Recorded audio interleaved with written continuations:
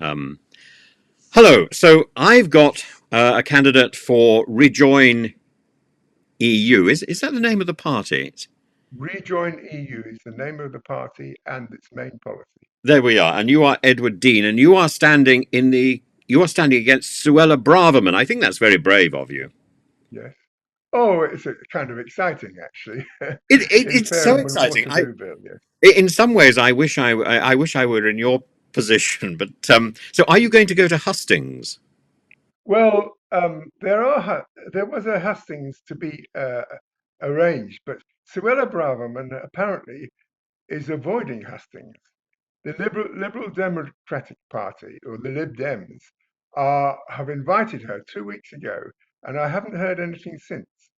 So How she's extraordinary! doing things, Well, yes, she is doing but things. She appeared on GB News. yes, Um, indeed, yes. may, But I haven't heard anything. Every day I check for hustings, and there haven't been any news at all. could it be that she's worried about which party she belongs to? Because every so often, I think she might belong to the Reform Party. Yes. No, I think, well, it would be pure speculation, but I think the Conservatives are going down badly, and I think it's possible that she thinks that any actual appearance with questions is going to be bad for her, even worse for her.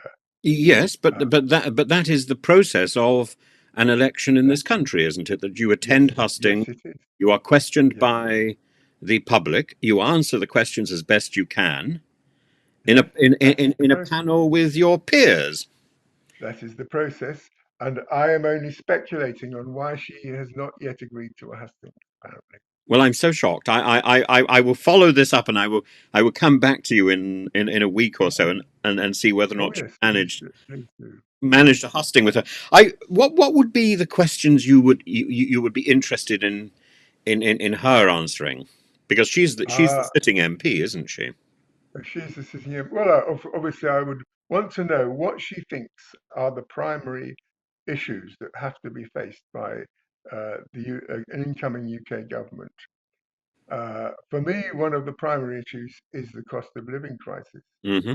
Uh, I hear that on the doorstep. I hear that from people who send me emails about it, particularly the Citizens Advice Bureaus, for example.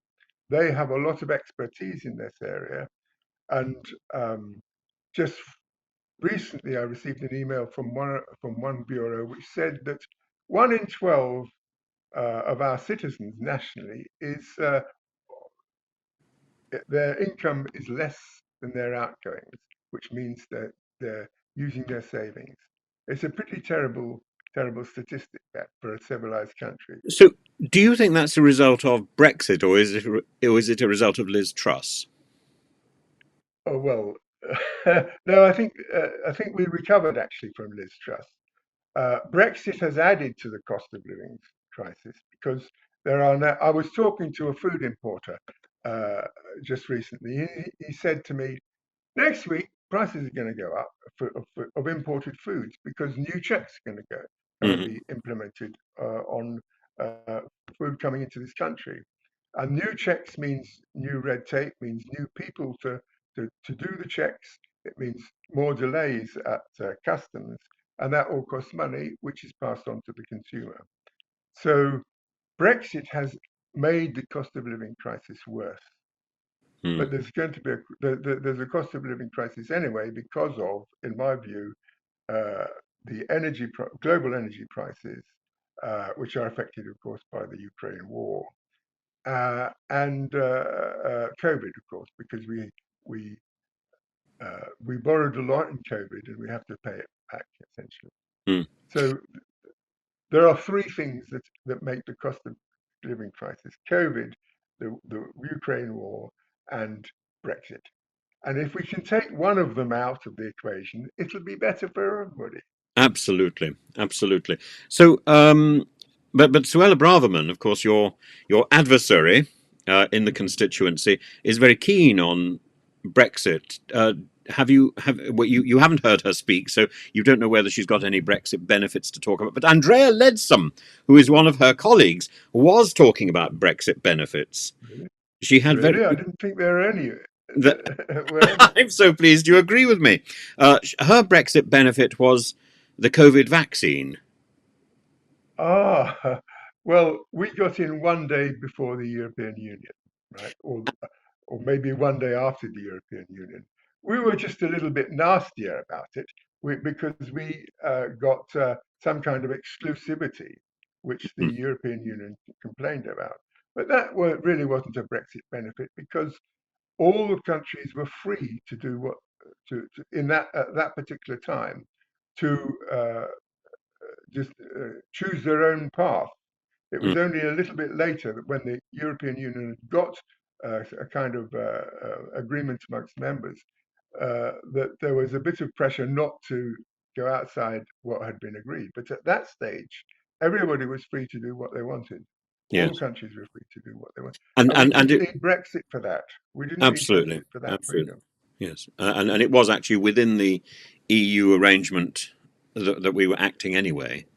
Um, Oh, we were, oh, yes, yeah. So do you think so? Your platform is to rejoin the EU. Wouldn't that be very difficult Well, I practically? don't see why not. The issue is trust because we've messed up.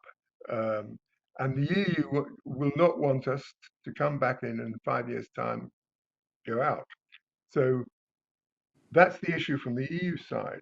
The issue from well, there's a similar issue from the UK side. We don't want to continue with a fractured society, fractured down the middle. And for that reason, we need another discussion.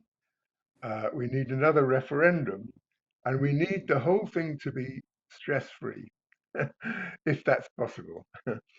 Uh, but Wouldn't we get a worse deal going back into Europe than we had originally? Wouldn't we, for example, have to uh, lose the pound? no, we don't have to lose the pound. Really? The EU, there are 20 EU countries that have the euro, and there are seven who don't. Right, Hmm. so it's not mandatory for But wasn't there members. a Copenhagen agreement? Yes, there is a Copenhagen Agreement, and the Copenhagen Agreement says, if I remember rightly, that something to the effect that new states entering should support the aims of this euro, but are not mandated to necessarily uh, take up the euro. Mm. So that's a bit of a red herring. But the other thing is, we might want to change to the euro. But Because the in pound is my becoming so opinion, weak. but it's weak, yes. um, it's weak. But it's also got a lot of emotional attachment to the pound. So I think if we were to think about changing our currency, that would need a new referendum from the people. You know, there are, even within England, there are different currencies. For instance, when I was in Bristol, there was the Bristol pound, Ah, and yes. local traders would take the Bristol pound or the English pound. Oops, sorry, my That machine's was fallen. that was an economic statement, wasn't it? No, no. You could buy things in Bristol with the Bristol pound rather than the I've English never pound. heard of the Bristol pound. I remember Oh yeah, living in Scotland and using the Scottish pound, which I yes, thought was lovely. And in fact, there were two. There was two Scottish pounds. There was the Clydesdale Bank and there was the Bank of Scotland, and they were really, both slightly really, yes. different. And Oh yes, I yes. think the Clydesdale was prettier. I don't remember Mm, very clearly, but this was back in the late 1970s, early mm. 1980s. Yes, Um, well, I'm not sure whether the Bristol. I used to work near Bristol in Bath, in fact, and I'm not sure whether the Bristol pound is still in existence because it's a bit inconvenient unless you're always shopping in Bristol, in shops in Bristol that mm. accept it. What? You Sorry, carry on. could we move on from Yes. Bristol and Scotland and currency, and just go back to the small boats? Because so if we were to go back into Europe at whatever date, would that solve the migration Oh, problem?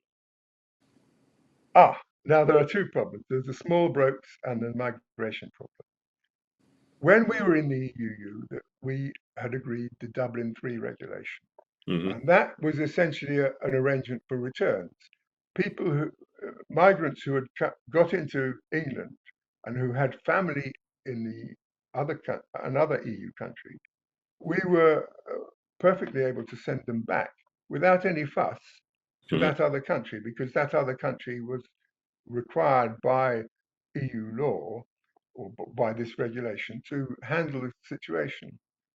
And in the other direction, people who wanted to come to England and had relatives in England could go to any EU country along the way and say, I want to apply for asylum in England. And that EU country would notify England that this person had relatives there and wanted to apply for Hmm. asylum. And we had agreed we would process that person. That person could come to England and be processed by the English authorities. So there was no need for anybody to cross the channel in the small boat. And before 2021, although there are one or two boats coming across, the numbers were tiny compared to what's Hmm. happening now. So there's an argument to the effect that Brexit caused the small boats crisis. Or Lord Frost caused the small boats crisis. Oh, Lord Frost. Okay. Um, Yes. so, but you said there was a second issue. Can you go on The about the second second? issue is the 1.3 million um, legal immigrants, which were accepted by the Home Office uh, last year. Hmm. And this is I think, the largest number ever per year.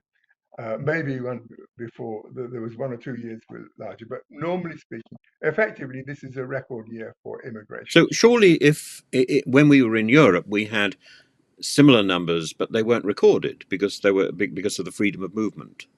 We had Europeans. Well, we might want to explore that. Yes, I can't say for yes or no. I don't know about Mm. that. Um, I think we had 2.3 million people in England. Was that the right number? In the UK from European countries, or Yeah, something when like we were in the EU. yes. 2.3 million. We've been in the EU 40 years, so that's nothing like 1 million a year coming in. What that is actually is some EU people coming and some EU people going every year, Hmm. and a few EU people staying a lot longer. Typically, you would get someone who's coming to work in an English company maybe for 5 years, Hmm. but then they go back because just about everybody likes to be, for some human reason, in the place they were born or in the country or the culture they were born. And the EU has lots of different cultures. A philosophy of the EU is to uh, protect cultural differences and even support them in Hmm. financial and other ways. So um, that's obviously a slightly more complicated uh, concept, but I don't think by rejoining the EU, we will actually have more immigration than we have in this record year. Yes, the record year I think is slightly skewed as well because of the follow up from COVID and the university crisis, which has then meant a slight increase in university students Okay, as well. I'll accept that, yes. But But what we must not be doing is sending people to another country like Rwanda. Who right. would we send to Rwanda? Well, this is very interesting because, of course, you will be challenging Suella Braverman, who's behind those three extraordinary laws. One of which she was unable to sign. What is it? A 19(1)(a). She had to sign a 19(1)(b) to say that she wasn't sure that it complied, that it was safe Oh, yeah. under international standards. That was her second law. So she had three. She had the Nationality and Borders Act, which is 2022, then the Illegal Immigration Act, which is 2023, and then the Rwanda Act, which is 2024, though I think possibly she had gone by that stage. Yes, Um, she failed. Essentially, she failed. I remember when she came in, she said, "My dream was to stop the boats." Right? yes, well, she was And dreaming of Rwanda. yes, yes, she worked in Rwanda. I believe she worked previously Yes. in Rwanda, so she had contacts there. But and I remember thinking, this is an incredibly naive person because immigration is a much more complicated problem than just deciding to throw people out. We have 1 point odd million people last year, and Hmm. we allow them to come here for a reason, and that reason is that it's good for the UK to have immigration. In what way? Anyway, In what way is it good for the I UK? think it's Having good in economic, certainly good for economic terms because, for instance, there are I think 300,000 students, 380,000 students from our, our, abroad. our foreign student business is extraordinarily good, It is. and and there have been times when it's been challenged, but we export it, we import it, and Yes, the EFL business is extremely good worldwide. But yes, you're quite right. they bring in. You just have to think about each. A student must be bringing in 20,000 a year Yes. uh, in in what that student spends to live here, and in what and the fees for universities. And so, if we have 400,000 students paying 20,000 a year, that is 8 billion, Hmm. 8 billion Oh, income for the UK. That's good. it's a serious income. Now, before I let you go, could I put you on the spot? So Suella Okay. Braverman, I think, has not been able to define any Brexit benefits. Andrea, I was going to say Andrea Jenkins, the lady who gave the finger to the press, but Uh, I meant Andrea Leadsom, so yeah. Oh, yes. easily confused. Andrea Leadsom was not really able to think of a Brexit benefit except for the vaccine, which you've identified as We being don't a false really benefit. wasn't a minute. Can you could you tell me some return benefits, some benefits we would get from returning to the EU?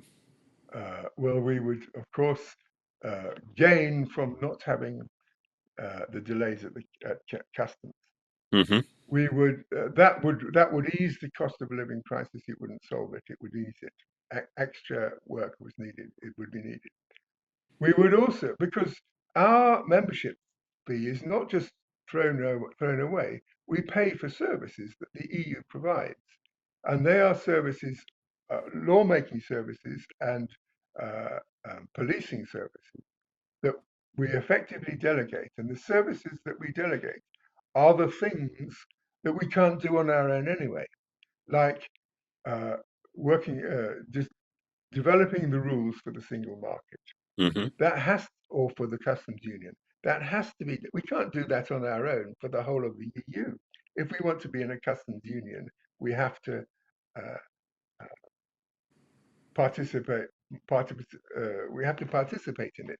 So what we get back is our share of control. We get back our share of control of the development and the legal and other development of our continent, and that affects us enormously uh, because we can't control our environment on our own, because winds blow from Germany to us and back. Uh, we can't, we don't want to control our fisheries alone. We can't do that because fish don't know about borders.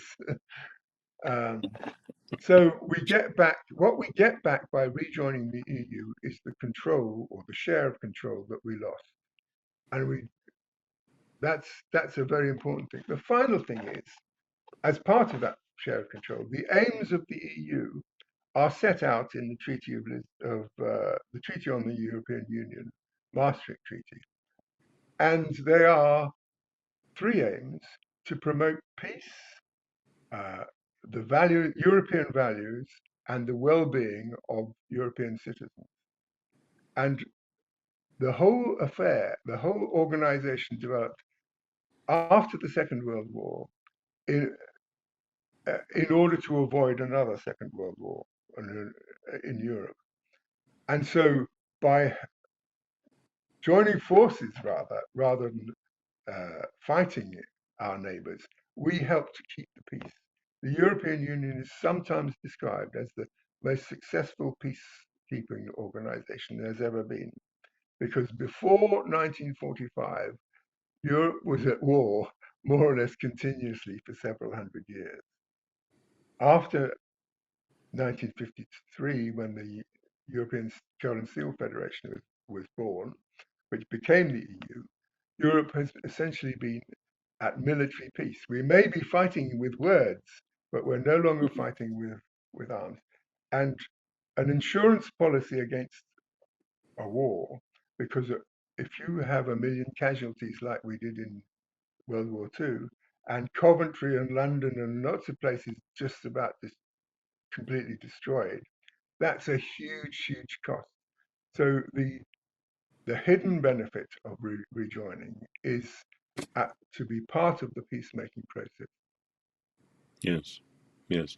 Well, That's quite serious. thank you. I wish you lots of success, and I really am very interested to know what happens in hustings, and Oh I look yes. forward to hearing all Okay. about that. And do you think you can win? Ah. Well, this is a new constituency, but in the old constituency of Fareham, Suella got 36,000 votes, and I think the second place was the Labour with 10,000 votes, and there were some other libdems and so forth as well. So that if Suella, if Reform take 10,000 of Suella's votes, Hmm. and Labour move up to 12,000, that leaves Suella with uh, 24,000. And if I get 12,000, I can beat a lot of them. Well, you need to get your leaflets out, and Yes, you need to do some campaigning. I would love to help. Thank you. yes. Okay. Okay. Thank you. Thank you.